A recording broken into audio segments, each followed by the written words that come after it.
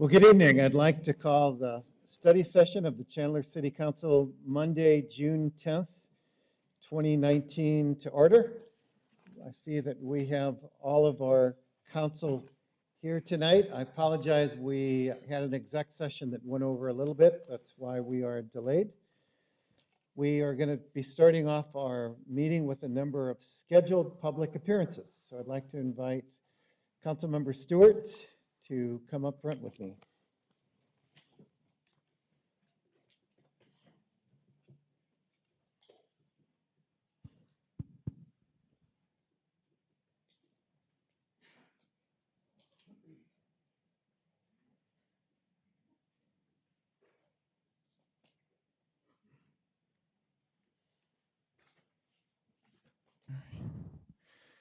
So first of our scheduled public appearances, we have a proclamation with the Chandler Tullamore Sister Cities Student Ambassador Exchange Program, Delegate Recognition. That's a mouthful. So I'd like to invite up Ellen Harrington, Dawn O'Dill, and Jack Sellers. And I believe we have a proclamation as well.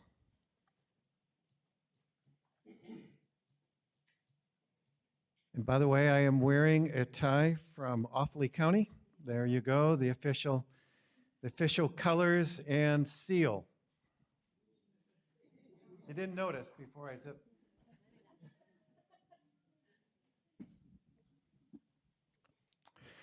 So a proclamation, the People to People program, now known as Sister Cities International, was inaugurated by 1956 by the President of the United States, Dwight D. Eisenhower, to establish greater friendship and understanding between the people of the United States and other nations through the medium of direct personal contact.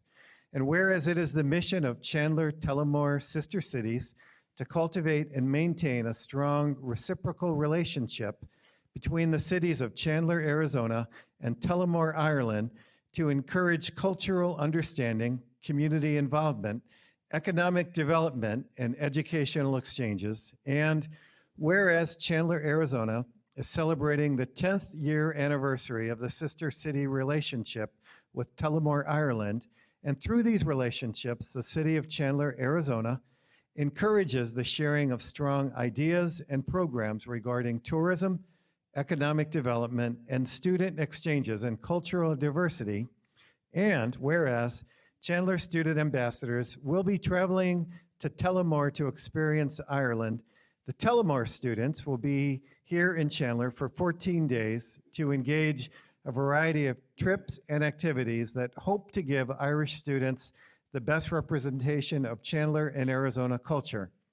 Now, therefore, I, Kevin Hartke, Mayor of Chandler, Arizona, hereby proclaim June 10th as 2019 as Chandler Tullamore Cities Recognition Day.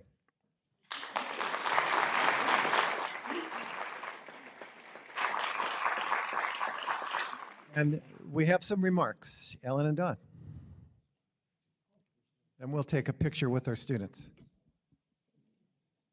Thank you, Mayor Hartke and Council, for the wonderful introduction and our proclamation for 10 years.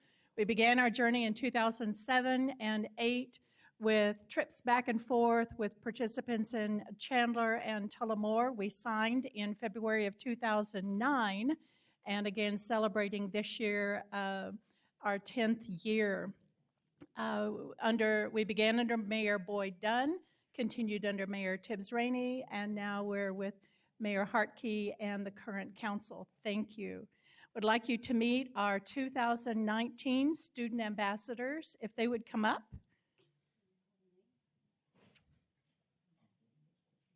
You would stand with your twin.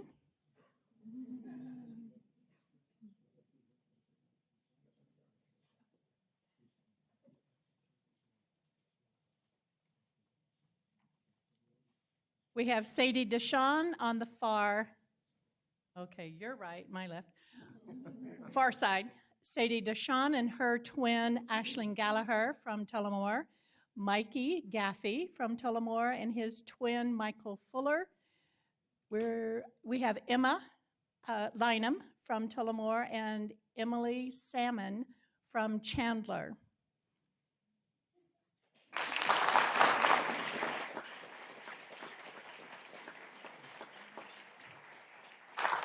I'd like to thank our student ambassador coordinators, Dawn O'Dill and Lauren Cole. And then also thank Camilla Cullen, who coordinated the students from Tullamore. We thank our many sponsors, partners, members, and boards over the years. Thank you to Tony McCormick, chair of the Tullamore Chandler Committee. And a special thank you to Thomas Bracken of the Bracken School of Irish Dance in Chandler, and to Atlantic Corridor and the group of citizens in Ireland, without whom this twinning would not exist. Thank you.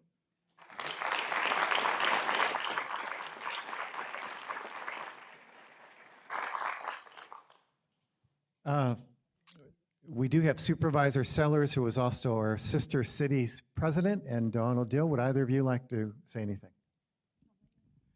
Well, I just want to reinforce that how important I think the Sister Cities program is.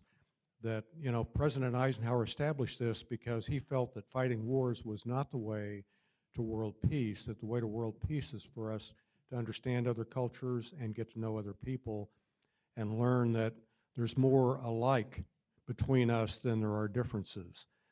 And the student exchange program is absolutely one of the best things we do for reinforcing that. So I'm an enthusiastic supporter, and I truly appreciate all the people that put all this together for us. I'm just kind of standing here taking advantage of it, so thank you.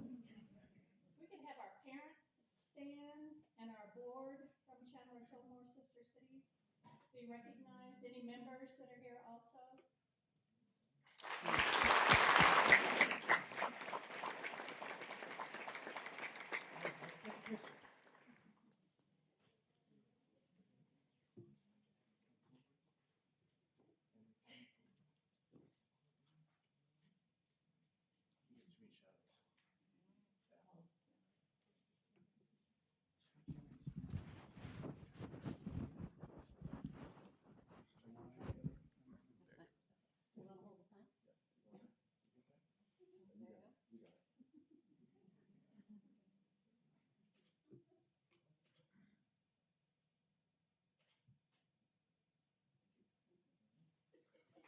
Thank you all. Ashley,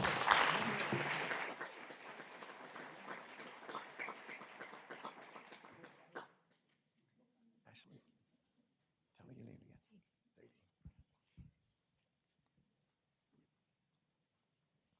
Sadie. Secondly, we have another proclamation for our city. It is for our city Chandler's 10th anniversary. We started this organization with its first networking breakfast at Hamilton High School 10 years ago this month. I would like to call up Pastor Victor Hardy and all of our For Our City partners. I understand there's going to be a fairly large crowd coming up here for a photo, but come on up.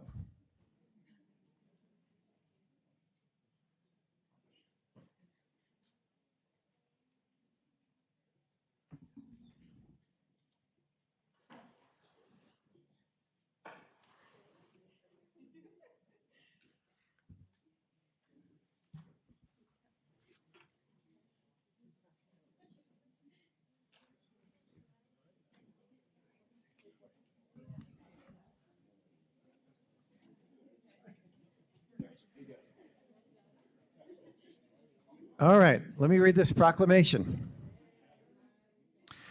On June 30th, 2009, For Our City Chandler held their first community breakfast with the hope of creating an initiative of collaboration between faith communities, nonprofits, service organizations, the business community, and the city of Chandler. And whereas the goal of For Our City Chandler is to serve under the leadership of the mayor to work together in unity and demonstrate faith and compassion for those most in need in the city of Chandler. And whereas such amazing strides have been made in 10 years by For Our City Chandler to help youth, persons experiencing homelessness, seniors, people with disabilities, and families in need. And whereas signature events produced by For Our City include Operation Back to School Chandler, For Our City Day, Let's Pull Together, Interfaith Homeless Emergency Lodging Program, I Help pancakes and pavers, volunteer recognition breakfasts, holiday drives, and more. And whereas in 2018, nonprofits, faith communities, service groups, and businesses have come together on 4 Our City Chandler projects that include over 3,000 volunteers and brought services back to the community at an anticipated value of $510,265, and no change. Now, therefore, I, Kevin Hartke, Mayor of the City of Chandler, Arizona, do hereby proclaim June 10th, 2019 as 4 Our City Chandler's 10th anniversary.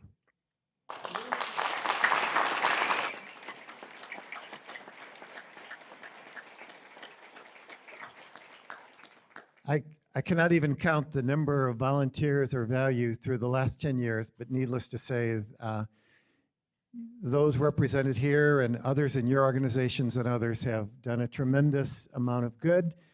And I want to thank you for being willing to work together and beyond the normal, perhaps, walls of your own organizations to take on a bigger challenge to serve more of our city.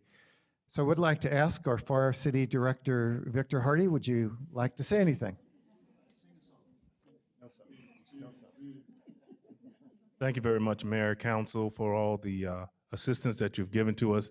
That stands here is just a little bit of what we do here in Chandler, from the nonprofits to the profits to the faith-based to all those whom are with us. We thank each and every one of you as taking over as the director from 9 years ago, which really owes me. Anyway, but it makes me feel old. I knew you'd do that. See, I bought these suspenders right here in Chandler. So just like you have those from Ireland, I have these from Chandler. So, but we like to thank each and every one of you for coming out. And I'm talking to these folks and those in the audience who have helped us through the years and have stuck by. 10 years is a long time to do this. And the thing of it is that it's grown. There's not too many things that have, you know, as you get to the 10th year anniversary, that it's grown and it's gotten bigger. And the best thing is it's gotten better. And I like to thank the staff from Neighborhood Services for what they do on a daily basis to get us. And all of you guys, so I have no more to say. You gave a mic to a pastor, that's wrong. So, yeah. All right, let's take a picture.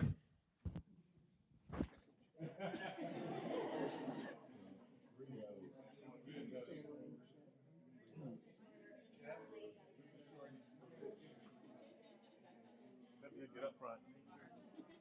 There you go.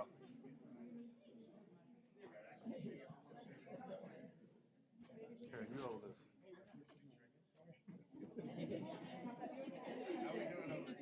There you go.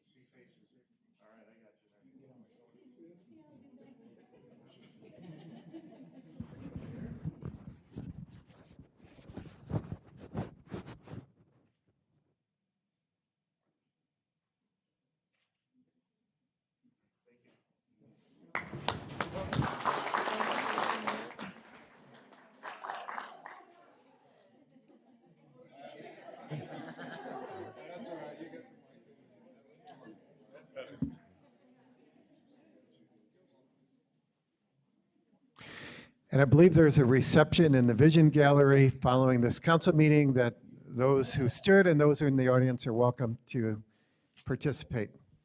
Thirdly, recognition budget award for fiscal year 2018-2019.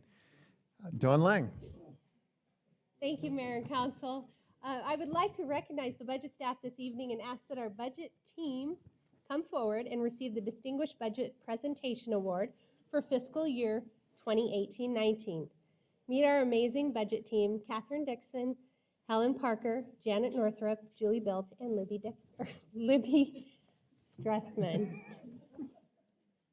The City of Chandler has earned the Distinguished Budget Presentation Award from the Government Finance Officers Association, known as GFOA, for the fiscal year 1819 budget document, making this the 31st consecutive year that the city has received the award. Although this application was submitted on time, GFOA, like many other organizations, have had turnover of key positions, so we were only recently provided notification of the award, just in time to hold our public hearing on the 1920 budget and allow for submission of our new document once again. This award reflects the commitment of staff in meeting the highest principles of governmental budgeting. In order to receive the budget award, the city must satisfy nationally recognized guidelines for effective budget presentation. The guidelines are designed to assess how well an entity's budget serves as a policy document, a financial plan, an operational guide, and a communication device. Budget documents must be rated proficient in all 4 categories to receive the award, and I'm happy to report that Chandler's budget has rated outstanding in many of these areas.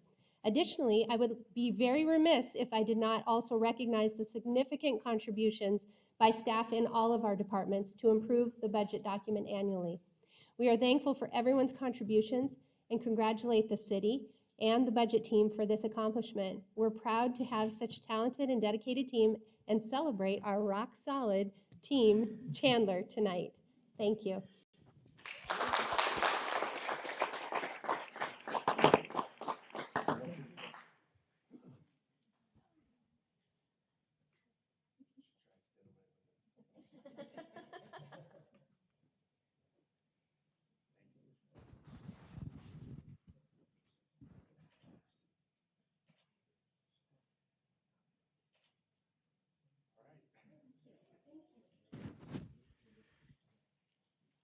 I need to make it down to your floor to see where you keep all of these 30-year trophies and awards. Right. Thank you.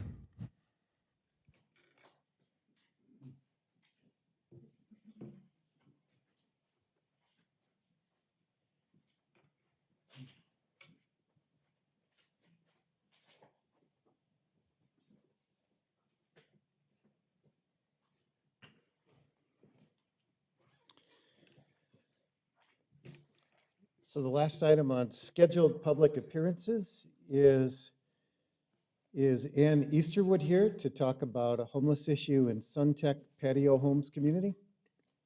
Ann, welcome.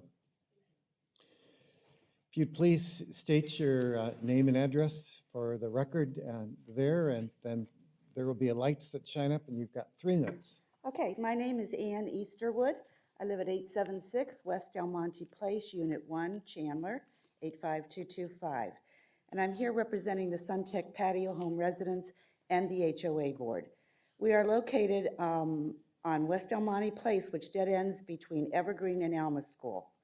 Our street sits directly behind the Sun Village Town Center, which includes the Walmart on the corner of Warner and Alma School Roads.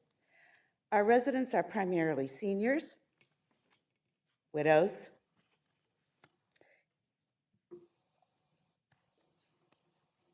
and families with young children.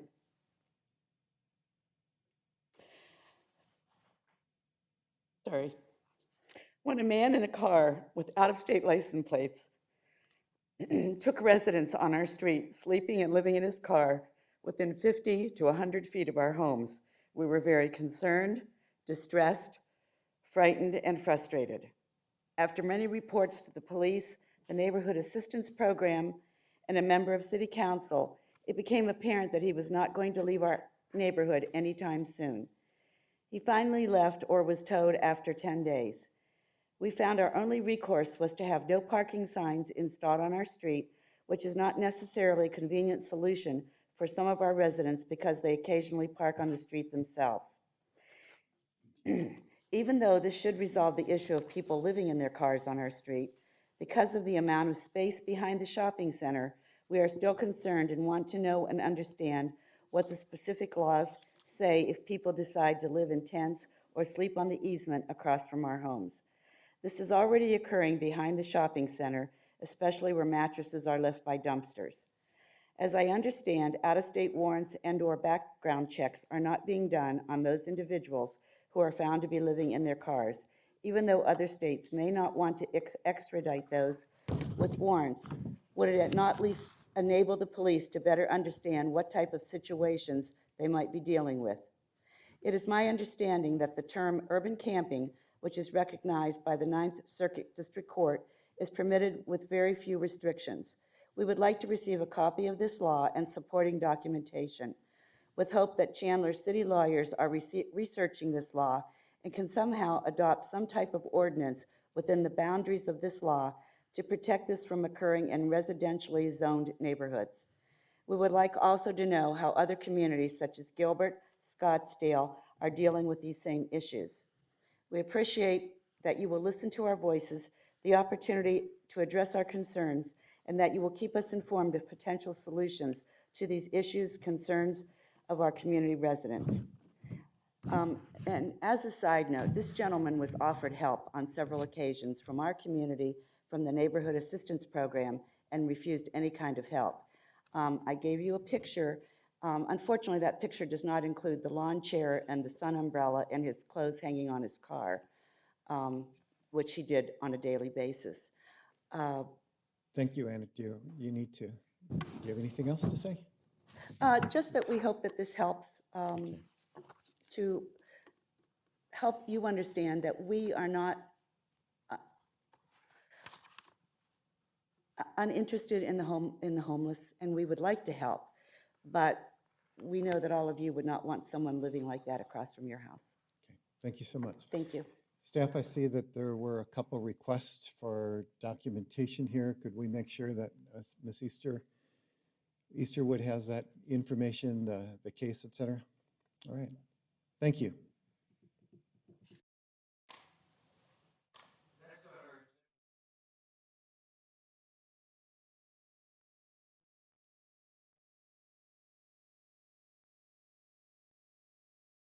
Yes, thank you, Mayor.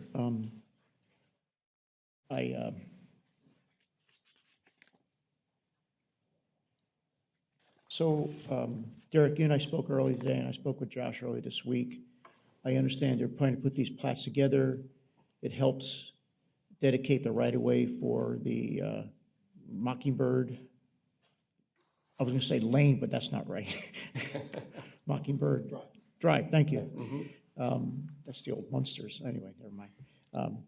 So I guess my question is, and I'm getting this from some of the residents as well, because a company in this area is obviously, there's some concerns or some issues we're working through with this company. Is there any economic advantage for us to do this at this time to this company or to the organizations that represent this company? And so that's what I need to understand here and publicly state so that our residents, the few residents have called me on this, I can honestly say, yes, we publicly discussed it and we have an answer. Mayor, members of City Council, before I answer the question, I've been putting a visual under the camera. I asked the folks in back to turn the camera on.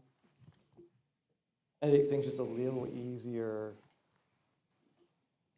orient it. So north is up. Okay, very good. Okay, the applicant of this is Southwest Value Partners. They are the entity that owns the parcel to the south. This is Cyrus to the north. You can see the construction. This is SWVP to the south. They're the ones that initiated the plat, and it actually does two things. It dedicates right-of-way along Mockingbird Drive between Dobson and Ellis. Councilman Orlando is absolutely right on that.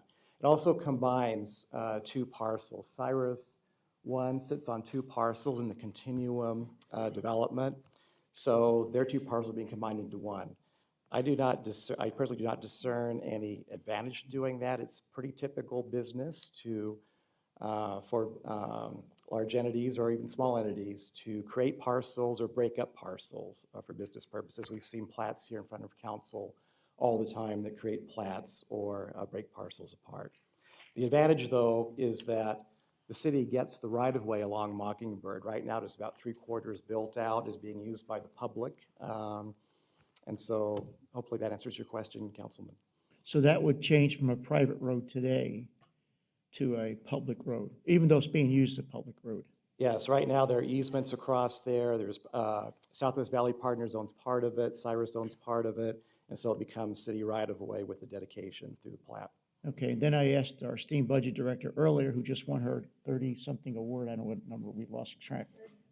Yeah, we had to build the city hall just to keep track of all your plaques. But anyway, I'd asked you earlier, from a tax levy or any of that, that there's no economic advantage to this, it's just, Through the mayor, Councilmember Orlando, I'm assuming there's no economic advantage, but I would look maybe a little deeper into the roadway coming over as a private road, just to make sure that that's not something that might add a little bit of tax dollar. okay, all right. Thank you, Mayor, thank you, staff, appreciate it, good work, thanks. So it would appear, though, that maybe not tax dollars, but certainly convenience if that road is being built out and used as a public for neighbors and businesses, et cetera. So there is advantage to the city, the way this is being platted, correct?